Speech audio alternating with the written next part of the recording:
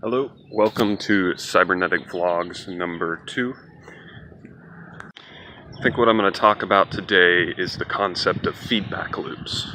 So a feedback loop is where a system generates information or some result, and then the information ends up coming back as an input to the same system. The classic example of a system of this nature is a thermostat, where the temperature comes into the thermostat says, is it too hot or too cold? And then it will change the temperature, and then the output of the change will come back to the thermostat at a future date or future time. And in the case of a thermostat, that is considered a negative feedback loop, because what is happening is the system is trying to maintain a balance at a certain fixed point. And in a positive feedback loop, the system is trying to move itself away from a certain fixed point. And a positive feedback loop can either generate a human-valued goodness or a human-valued badness. For example, a thermal runaway in a nuclear reactor is an example of a positive feedback loop, which creates human value negativeness. Human value negativeness is just what I use to describe good and evil or good and bad. I just parameterize it with the human. And an example of a positive feedback loop with human valued goodness would be, let's say, a chess game where I'm an opponent in a chess game, or I'm rather a player and I want to beat my opponent. Every piece that I take will actually make it easier for me to beat my opponent. So the loop, my ability to beat the opponent, gets stronger and stronger until I take him over. Okay, so now I want to further dissolve the concept that negative feedback must be bad and positive feedback must be good by describing bad negative feedback, good negative feedback, good positive feedback, and bad positive feedback. So let me enumerate those. What's funny is I'll probably actually use the same example for each. Let's do it. Good negative feedback.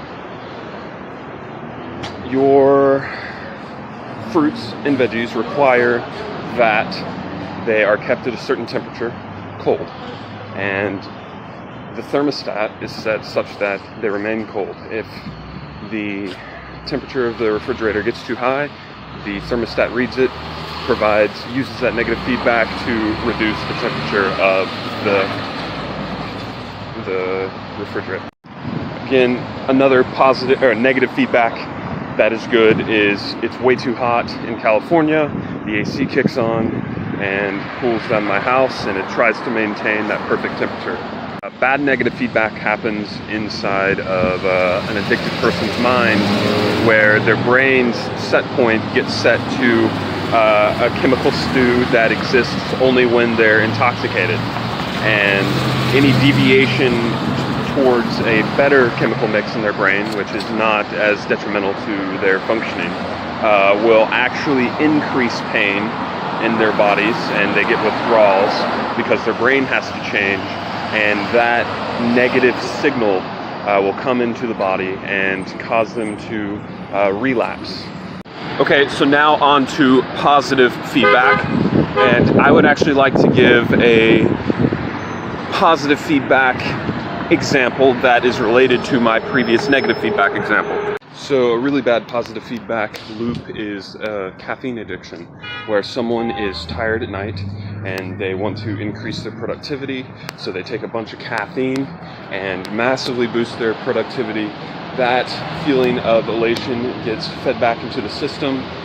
First off, they stay up too late, and then the feedback makes them wish that they took even more caffeine, thus increasing their caffeine intake. So that's an example of bad positive feedback. I already gave an example of good positive feedback in terms of chess, but I'll do it in terms of money. So I have a set amount of dollars.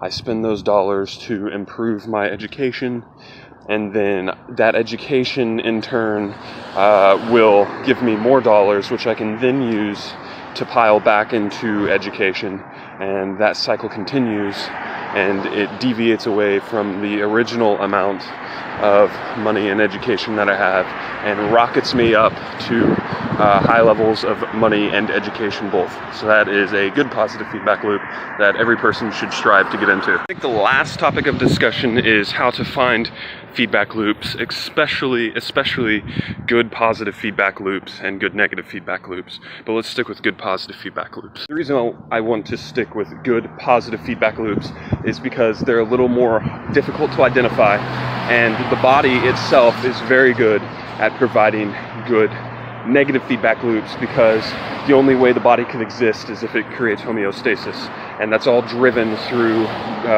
good negative feedback loops, whereas exploration and invention is created by good positive feedback loops. Okay, so the first step to identifying a good positive feedback loop is that one must make a change in their energy expenditure. So you have to take an action that you've never taken before, or you have to go somewhere you've never gone before, or you have to do something that has never been done before. It can be small, it can be large, typically is small, and you have to then look at that result and see what it produces. If that action generates some positive amount of goodness in relations to your own personal value system, and it increases its potential, or your potential, to take that action again, then that is positive feedback. Take the action again and see whether or not that increases your potential to take the action again even more. These positive, good feedback loops are typically non-linear in form, although they can be linear in form, but that's how you identify them. That sums up my Cybernetic vlog number 2.